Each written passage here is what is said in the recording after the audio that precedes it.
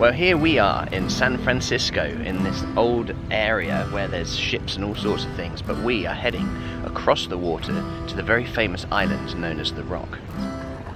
Over there, yonder the arm of this harbour, is Alcatraz, the most notorious prison in the world. Jolie, if you go to Alcatraz and they know that you're there, they might not let you off. Oh no! Very excited.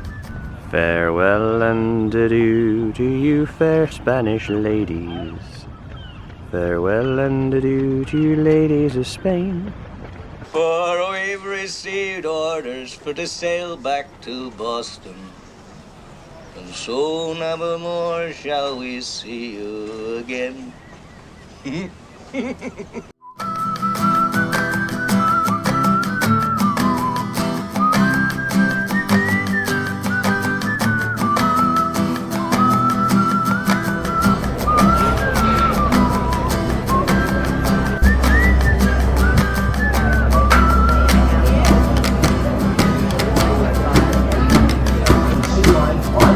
Alcatraz Island is strictly prohibited. Smoking is allowed in one designated area.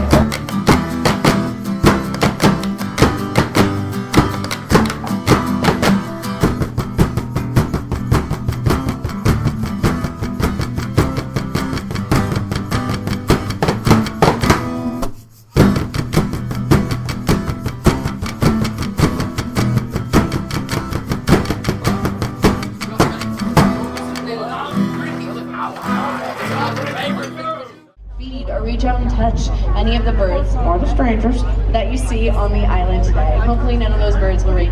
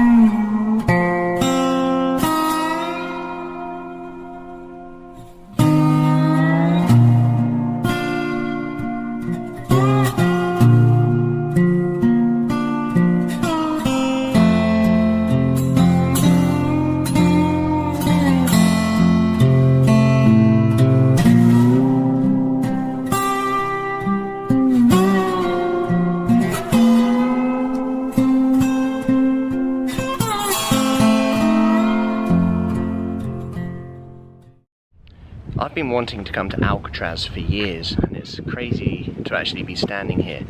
It's a fascinating history, more than just the prison. We're about to go inside and see the notorious cells where people like Al Capone once resided.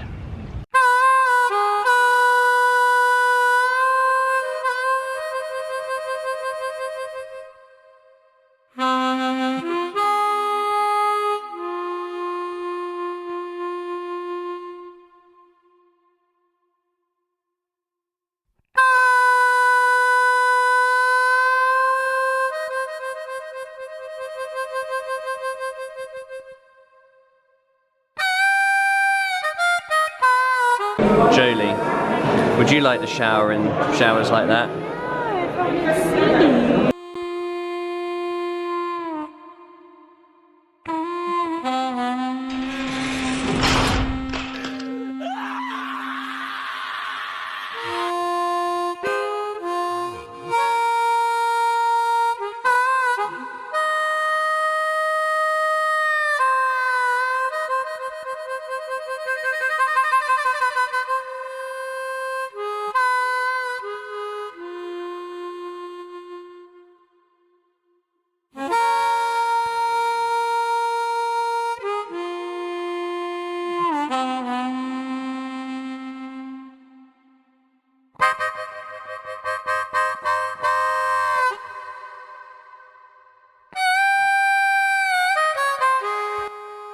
When you come in from outside and turn right, you end up in the infamous D block isolation wing.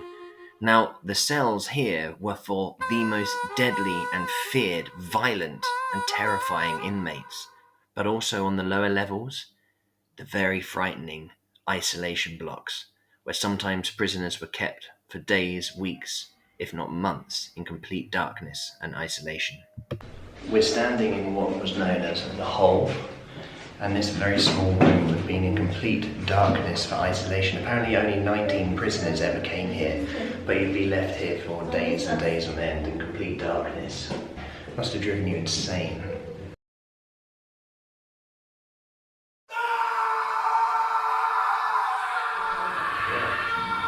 Worse than being cold, through was the feeling of total isolation from the world.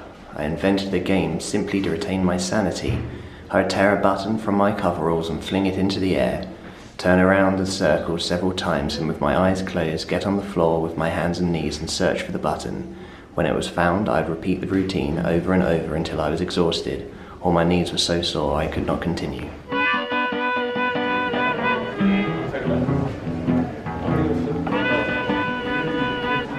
Now, arguably, the most famous prisoners weren't the most dangerous to stay at Alcatraz, but instead, Frank Morris and the Angling brothers, as these three men were the only people to ever escape the island and never be caught. It took many months of preparation, but essentially by using the vents at the back that leads to a cavity, they were able to scrape away at it using fashioned tools and make papier-mâché fake vents to cover it up.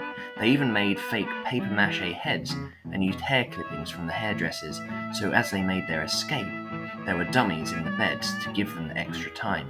Now, before they actually escaped, when they climbed up into the cavity at night, they had stolen many raincoats and sewed them together to fashion a life raft and life jackets. These were found on the beach afterwards, but they themselves were never found. Although some people say they died, the evidence does seem to suggest that maybe they survived. I said get up, Morris. Open up 109. God damn it, Morris. I said get up. Jesus Christ. So in here, this is the dining hall where all of the prisoners would come and they'd be given knives, forks and spoons, and it was very dangerous. There's a story on the audio tour of someone actually getting stabbed in the back, and there are gas cylinders on the ceiling of tear gas that they could set off if there's ever any trouble. So, pretty frightening.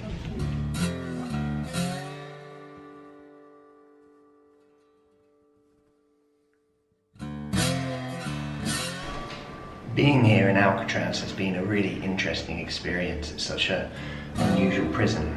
Not that I've had any experiences with prisons, but there's a great sense of isolation. We're being on this island with these old cells, and as you're going around to get the audio tours, you actually listen to the recordings of old inmates talking what it was actually like here. And one of many quotes I've heard today is, "Nothing good came of Alcatraz, and it was good for no one." I was thinking that a lot of people nowadays would probably struggle with living in this size cell, but you know, in van life, you're confined in that kind of small space. Got your bed, your loo, your little table. But you can go wherever you want. This, you're confined to these horrible quarters. I just think in the size. Also in a van, you can cook your own food rather than having to go in the lunch hall and getting stabbed in your back. Or gassed with like tear gas and stuff. Yeah, that's true. Would you like to stay in Alcatraz? Yeah, I wouldn't mind a room. Nutter. So down here, this utility corridor is actually where Frank Morris and the others, they scaled up the walls when they broke through the gap and climbed to the top where they got out through the hatch, through the roof. It's incredible, really. It is so cool to see this in person. It never really occurred to me that visitors could come and visit the inmates here at Alcatraz, so this is where they would communicate through these small gaps here.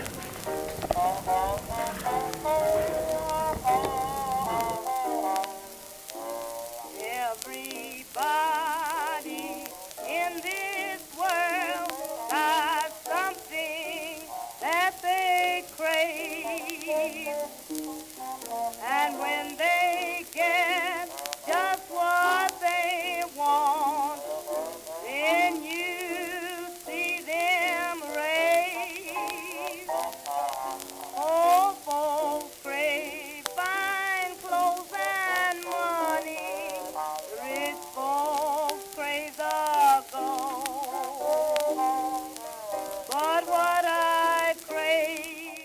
One part of Alcatraz's history which is briefly talked about but never in great detail compared to the huge overshadowing of the fact it was one of the most notorious prisons in American history is the fact that this was a fort during the American Civil War. And we are kind of underground in the oldest parts of Alcatraz, and you can just tell by the brickwork that this is far, far older than the 1930s when this became a prison. This dates back to the American Civil War.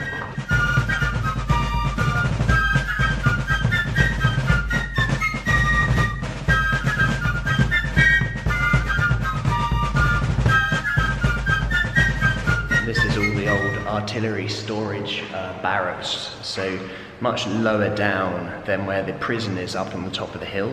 So these are the kind of oldest parts that still remain today. Very, very fascinating. I don't really know what these areas were used for during the time that Alcatraz was a prison. I imagine this was just storage because this is, as I said, underneath where the actual prison part is.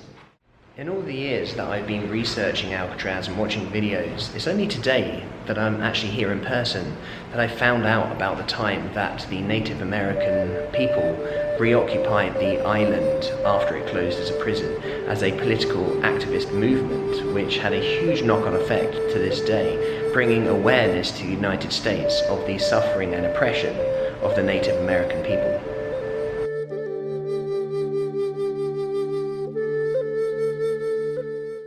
There's never been a man ever shook this can, but I know a man who tried.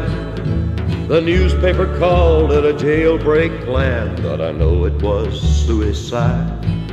I know it was suicide.